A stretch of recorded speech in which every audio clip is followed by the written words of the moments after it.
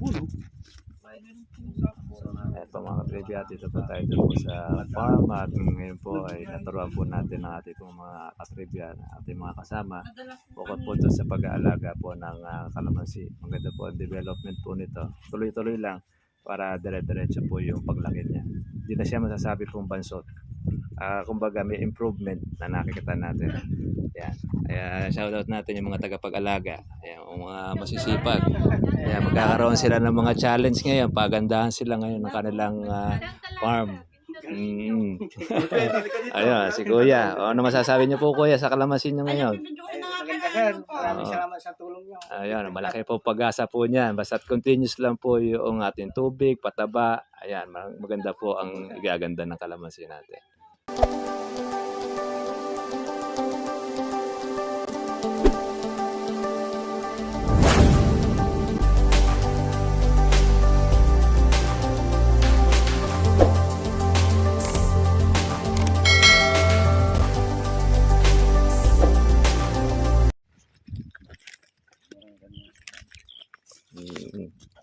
Ito, kuwan yan. Maliit pa kasi ito eh. Pero pagka ito'y lumaki, magiging okay, kintabi verde naman siya. Ngayon kasi sa kuwan niya, sa init din ng panahon. Dahil lumalabas din ng kuwan niya. Yung ganong kulay. Minsan pa nagbabatik-batik yan eh. Yun ang sakit ng kalamansi sa tindi ng init. Nagbabalat chiko. Yun nga ang problema namin. Yung balat chiko na ay kagaya nito. Dahil doon sa tindi ng init yan. Yun, ganyan Babalat chiko. Inukuha natin ito ng foliar. Spray nyo po siya ng Agrowell foliar. Para makuha natin itong maging verde siya. Pero pwede rin yung Megatonic sir. Pag sa Megaton na hindi nakuha, yung Agrowell ang tirahin. Yan yung pinabili ko sir eh, yung Megaton. Ilang beses na kayo nakakagamit niyan? Wala pa sir. Ngayon pa lang.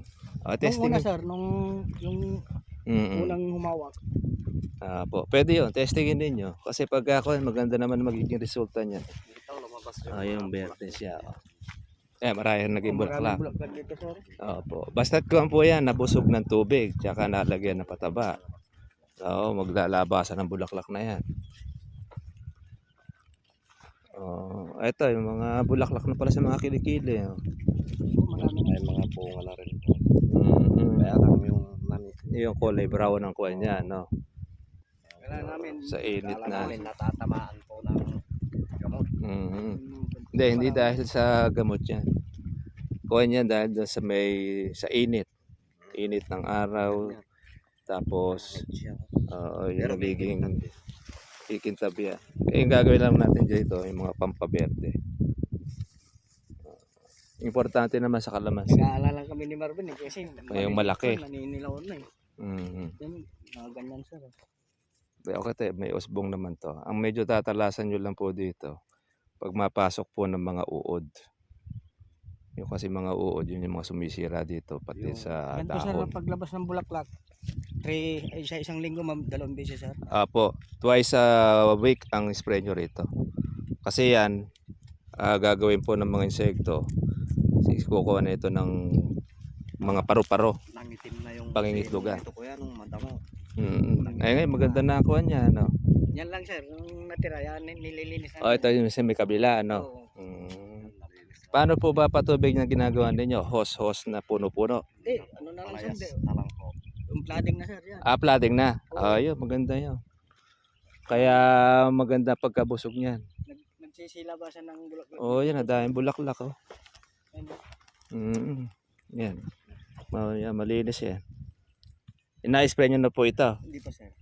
Pwede nyo na po siyang sprayin siya. Hinihintay namin yung gamot yan. Andun po yung gamot natin. Ito lang ang magiging kuha natin. Kailangan ito maapulan natin ito. Yan yung nagiging brown siya sa init. Pero iba naman na hindi. Pagdating dito sa may dulo, yan ang nagiging kuha niya. Kaya binalik ko doon sa dati, yung Megatonic saka Perfecta yun. Akala ko doon sa in-spray namin sir na, no?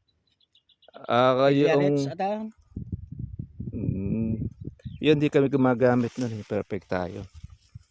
Yung Megatonic, meron mga kawan, mga foliar. Yun ang pwede natin gamitin. Ito dami oh. Nahalo ko doon sa ano. Dami yung bulaklak. O, tas mga bunga, buko. Kaya Yan, lang, oh. na-amoy Kulay siya, no? Ito yung nagkakaganto kagad. Mm. Pero ang ano ko sa init din talaga to. Sa init po kasi ng panahon, kasi minsan nagbabrown yan. Kaya kailangan natin dito, po, yung Mapatubig foliar, tubig, susuplayan natin to. Naganda naman ng bulaklak. Kaya. Ito yung banso na nakita. Ayan, no? Mumuti ito sa bulaklak. Kalahati. Yung napanubigan lang namin to. Oo. Dami sir. Ang dami nga. Akala mo siyang binlid ng kuwan eh. Kaya lang ngayon. Kampupot eh. Ayaw magbigay ng galon-galon na. Nakurodo. Kailangan. Gasolina ba ba ginagamit ito? Oo sir. Oo. Kasi importante yan dahil nandyan ang buhay. Malalaglag ang bulaklak nito pag hindi natin nasupply ng tubig. Siyempre, para kumain ng pataba pa yan, dapat laging napapatubigan. Yung Oo. ano sir. Dapat Triple dito, 14 Saka putas yung pinapadilig sa akin. ang Tapos kuha natin, yung abono nyo, mayroon pa doon. Nilalawak din namin yun. yung hinahalo. Oo. Oo. Pwede po yan. Maganda nga po sana yung abono natin, yan yung po ilagay. Kung meron mga ibang ihahalo, wag nyo lang lalagyan ng chloride na pataba. Kalaban niya yun eh. Kaya ito, Kaya yung triple 14. oo, magiging kawan siya. Gaganda po ang itsura ng dahon niya. Tsaka kawan po ito, yan, ang dahil po mga bulaklak. Oh. Nagbihis na nga siya eh. Hindi kagaya ng mga nakakaraan na madilaw ang itsura eh. Yun. Oh, ito, medyo kumpleto dahil wala pa sigurong tubig yan, kaya ganyan pa ang kawan niya. Magbibihis din yan pagka nalagyan din po na patabayan. Na-flooding ko O, yan, tinan sir. niyo po yung dulo. Oh. Pumuya na nakakain na siya. Pinapabayaan ko na lang. Oo. Tayong abono, tatatlo na yata yung natira doon. Oo. Kaya kailangan si Kuya makakompas siya na isa pang set niyan. Para matustusan. Ito kaganda. Oh. Tignan mo nga. Oh. Mula nung matamang alaga siya, ganda na naging itsura eh. Compare natin doon sa dati. Eh. Oh, pinapanood ko yung dati Oo. sir na Oh, maliliit pa lang ito noon. video natin. Sir, Ito, nga, parang pagkadating niya, dapat, sir, papuntahin nyo si Sir Berhelio dito. Oo, Kahit parang anong pula. namin yung mga bunga niya, kasi Dami. Oh. aburrido din kami sa bunga niya eh. Akala namin mga pero yung turo niya sir na sa pag nagkabulaklak Aha. twice a week. Oh, yun. ginagawa Dire-diretso. namin, tapos pagka yung butil na once a week. Ayun. O, di akita ninyo, maganda ang bunga, no? Maganda buko, basta't ganun na aalagaan. Spray. Eto, mas marami itong mga bulaklak na ito. Saka na ano na rin sir yung Opo. patubig na Nabusog na. Oo. Oo, basta't nabubusog ang kalamansi, magpo-produce na marami po itong bulaklak. Kailangan po natin dito, pagka siya ay nagbuka na ang bulaklak at nagbuko, Maliliit. dapat mga weekly na po ang tubig nyo rito. Weekly, ano. Alam, bago makarating siguro yung iba dyan sa tubig, baka mahigit pa sa 1 linggo. Mabilis din yata. Hindi, dadaluhan namin, sir. Dalawa. Oo. Ayun po, pwede. Pagka magkabilis si sir. Sige, para po at least ito, Sabay-sabay supplyan na natin to ng sabay-sabay. tubig. Kasi malalagas po yung mga bunga natin pagka hindi masusupplyan ng tubig Naburido yan. kami sir, yung mga ganito ni Marvin eh. Yung Kukuha na lang natin to ng mga foliar. ang dami. Oo. Ito, ba't parang nabubuhong ka? Kuha siya to. Pero okay lang naman yan, sir, Sa talagang- init tsaka sa kawan. Doon sa gamot. Meron kayong gamot na hindi po kabit ng kuha na ito. Masyadong mainit yung gamot na yan. Iba naman dyan, no? Yung mga usbong naman. Ito sa aras ang diretso. Ito, hindi napatubigan, yung napatubigan. Lahat ng naputubigan, naglabasan ng bulaklak, ano? Ito, na-delay ito ng tubig. Lalabasan din ito ng bulaklak. Pag napatubigan. Pag napatubigan ito. Mas lalo Tas tumaas na pagka nung- nalagyan nyo pa ito, gasolina, nalagyan nyo pa ito ng pataba, ayan, magpo-produce po siya ng marami pang mga bulaklak ito. Pagkatapos ng patubig niya, maglalabasan. Maglalabasan yan. Kaya naman ninyo, hindi naman sabay-sabay ang bunga. Para nun at least meron siyang diretso. Ayan, ganda na po ng itsura dito. Kumuga, lumaki na. pumunta kayo dito. Oo, mga damo. Ngayon, malinis na. Oh. Pinapanood ko palagi yung video natin nung una, sir. Ay, makakita niyo yung kalamansi. May dilaw. Tapos marami pang mga damo-damo. Ito niyo, nung makita na yung kawan. Nawala na yung damo. O, puro kalamansi na nakita. Malaki na rin yung sili namin. Oo. Ay, doon sa may kabila, ano? Yung may tulos. Magkano na po ba sili ngayon? 60 ang kilo. Pwede na rin. Pero ang kalamansi daw ngayon, 1.3 ata. Sir. Dito. Oh, kasi yung kasabay namin dyan, Daming nagpitas pinapitas yung dyan. Oh. Doon sa may kabila. Yung may tanim yung dyan. may tanim dyan. Mababa kuha nila. Samantalang sa amin, nasa 1.8 pa. Oo. Pagka ganoon, minsan, ang mga nagsasamantala doon, yung mga ahente. Yung ahente Mas kasi, malaki mas kita, malaki ahente. patong nila doon sa may-ari. Pwede sana yan kung 1.3, kung neto na yon. Oh, sagot na nila. Oo, sagot na yung Pati pitas. Kaya nga, kaya alam, masyadong namang malaki yung upang pitas pagka gano'n. Ang upa lang ng pitas, mga sa 300 lang, malakis na yun. Napatubigan ko lalabas na. Oo, ay lalabasan ng bulaklak ito. Ayun, dahil po mga malabas na usbong. Yung iba dyan, mayroong kasama pong suloy. Talagang yung sinabi niyo, sir, Nabulaklak na kulang sa tubig, Ito saka lang na Totoo po yun. nung inabyad Yung mga nakaraang taon. Marben, Oo, talagang hindi talaga tinubigan ito noong unang humawak. Kaya nasira yung kawan niya. kaya nagtataka lang kami doon sa bunga, sir, kaya nung Yun, yung bunga na ito, aaga pa lang natin to ng foliar. Nasa kawan ito. Tapos, kunin natin yung mga gamot na ginagamit ninyo. Baka merong gamot doon na nahalo natin, hindi kapit doon Oo. sa kuwan ninyo. Kasi yung ano na meron lang, namang sir, iba, hindi naman tinamaan eh. lista niyo na lang yung mga Aha. ano. Ayun, nagkakaroon siya ng kuwan eh. Na brown eh. Kasi mahirap din yung paiba-iba. Kahit na yung tatlo, sir, alternate na yun. Basta't meron lang kayo yung matapang na kuwan natin. Oo. Para sa dire-diretso na magamit. Tubig. Ang tubig niya. Yun ang pagtatanim. Hindi, pagka after po natin na maitanim siya, kailangan dyan, tingnan lagi kung every 3 days. Kung hindi siya mapapatubigan, kailangan diligin. Pinapaano ko sa ito, Nicole, kasi Itatype. tatype natin yan, that's a procedure, process and procedure. Process po ng kalamansi. 3 days. Ginagawa ko yung sa mangga. Water. Sige, pagka madidelay itong tubigan. Pero kung hindi naman siya madidelay ng tubigan, kasabay na siyang matutubigan ng mga malalaki. Ang kalamansi kasi, pagka ganito maliliit, pagka siya ay kumulurot ang dahon o umikom, sabihin nun, nangailangan ng tubig. Ako mulubot ang dahon. Pag kumulurot na siya, tumikom, kailangan ng tubig yun. Ano yung narinig ko sa iyo, Virgilio, na uhawin? Pag po yun, pagka yung uuhawin mo yung kalamansi, Kasi yung, 20 days yung narinig ko. Apo, yung day na, yung time na pumumungahin mo na siya. Pero itong mga... Ito, hindi na natin muna uuhawin yan. Kasi sa babata, di pa natin pamumungahin dyan eh. Kailangan natin dyan, palakihin muna natin. Kailan nyo uuhawin? Pagka Pagka 4 malalaki 5 na. years old na? Hindi naman, mga 1.5 years. Pwede na yan. From now? Nabawa, gaya nun, medyo malaki-laki na siya. Nauuhaw yung automatic eh. Kaya nung natubigan, naglabas ang bulaklak. Pwede na po natin siyang alagaan. Okay, so yung general idea ng uuhawin is Pag malalaki na yung kalamansi. pag malalaki na yung kalamansi. Pero pag maliliit yan, di natin pwedeng uhawin. Malibig ba siya? Baka po siya mabanso. Shit. Kaya kailangan doon, tusunan natin siya na pagkain. Kumbaga sa isang kuwan, sa isang pag-aalaga ng baby, kailangan supply mo siya ng go and grow foods. Glow. At tapos pag panahon na kaya na siya magtrabaho, mag-work na ibalik siya yung income mo, doon mo nga siyang lalagyan niya yun ng pataba. Saka doon mo nga siya parang pagagalitin siya. Kaya nagkakaroon tayo ng stressing kung ang kalamansi ay nagberde ng gusto.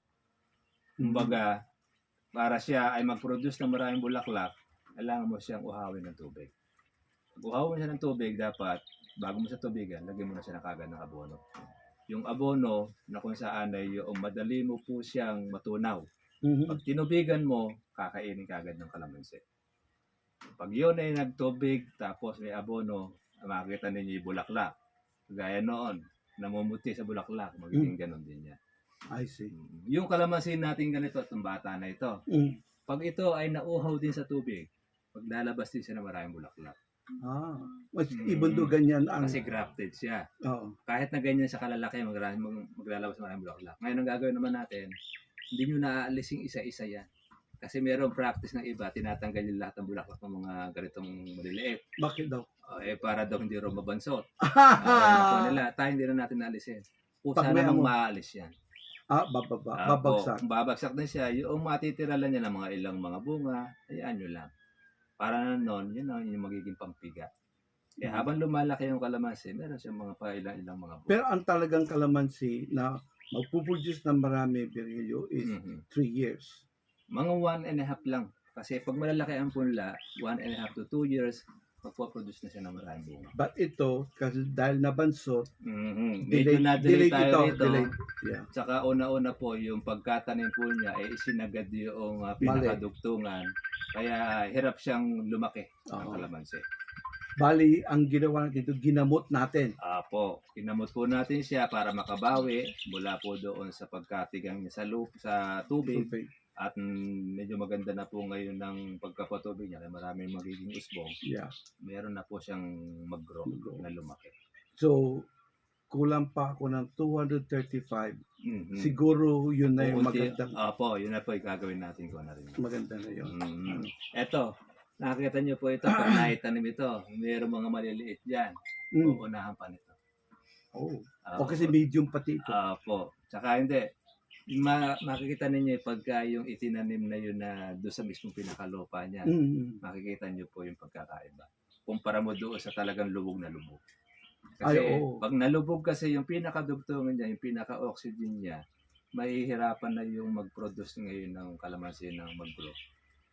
Parang ganito, parang style bonsai na ang mangyayari kalamansi. Pero nevertheless, Mhm. dahil ito hindi maganda ang ano, Pero yan, may hahabol pa natin yan.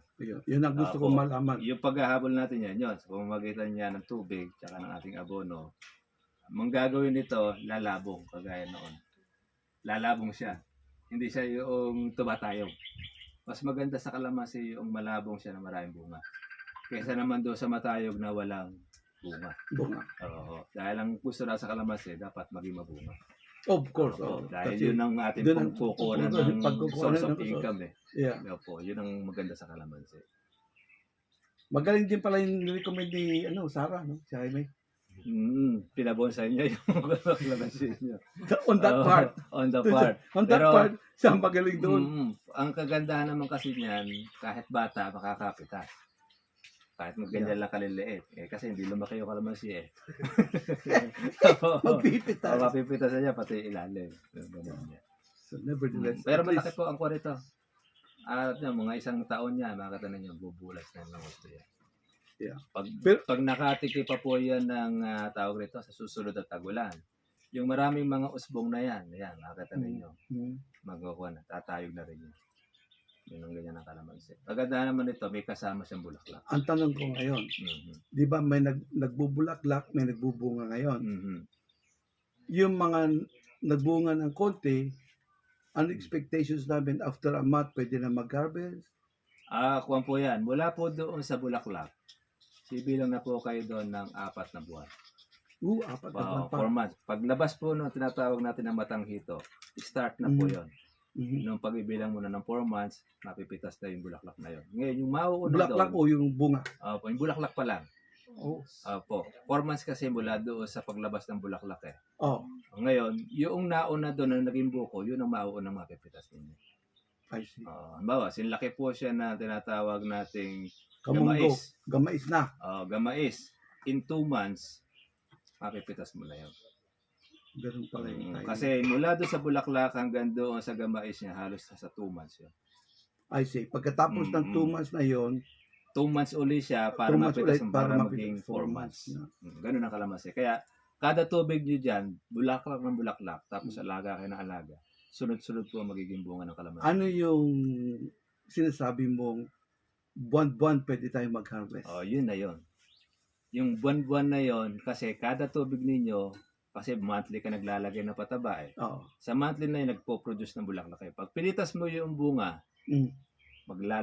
lalabas ulit ng panibagong bulaklak kayo. Ng bulaklak. Yung sinasabi mong Yun ang magiging kapalit. ito yung bulaklak. Supang. Mhm. Supang. Pag supang niya, mayroon na siyang kasamang bulaklak. Pag inalagaan mo yun naman ang palalakihin. Yun ang monthly na. For monthly income ko And that tawagin. will happen 6 months from now. Mhm. Kasi ang kuha po natin, Ano ngayon? yung pong tawag nito, yung kalamansi. September. September, hindi, yung pong bulaklak po na ito, mapipitas na ng July yan. July ito. Yung bulaklak na yan. June to July, nakukuha na siya. Kasi Yung mga gusto ko buko na naman- ito ng mga silalaki ng mga gasaresa at mais, sa buwan po ng Mayo, Meron tayong mayo dito. may makukuha kayo pang Mayo dyan. Aba, ganda. Yung mga buko dito nakita mga, meron ng mga gasaresa, ayaw pang Mayo yun. Makukuha yun. Kumbaga, in 2 months, meron kayo mapipitas. Masaya tayo kasi sasabay sa mangga. Yung pang Mayo din. Sakto-sakto. Para humaasim po yung I hope yung Makukuha sili yun. namin na pinatanim namin, ginano din Nicole ng bendi, sasabay din sana, pang mayo din. Mayo. Sakto-sakto. Oo. Kaya lang, yung maramihan po ninyo yung bulaklak na ito, pang June, July. And then, yung una na naitanim nyo, yan sinasabi ko nga, yung mga binabili-bili ni, na may bunga na ngayon, di ba? Bunga ang kuha na siya noon. Meron na sir. Di ba may inano si Nicole ng bunga, Oo sir. di ba? Ang sinasabi nito, baka sumabay din yung sili. So, Opo, pwede po yun, sili.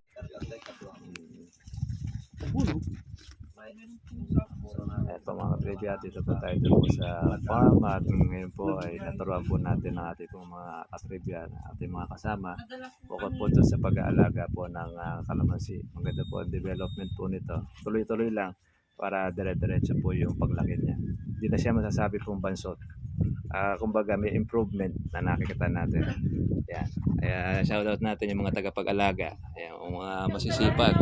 Ayan, magkakaroon sila ng mga challenge ngayon. Pagandahan sila ngayon ng kanilang farm. Ayun, si Kuya. Ano masasabi niyo po Kuya sa kalamansi niyo ngayon? Maganda sir, maraming salamat sa tulong nyo. Ayun, malaki po pag-asa po niyan. Basta't continuous lang po yung ating tubig, pataba. Ayan, maganda po ang igaganda ng kalamansi natin. Ayan. Kaya shoutout natin si Kuya. Ayan. Ayan. Sige. Ayan, shoutout natin ng MBB and Mindreta Farm. Integrated Farm. Ayan, dito po sa atin sa ano nga ba ito? Imanduyan. Pangasinan. Kaya pwede po kayo mga katribya po na kung sa pamasyal, pag halimbawa dito, welcome naman po kayo rito.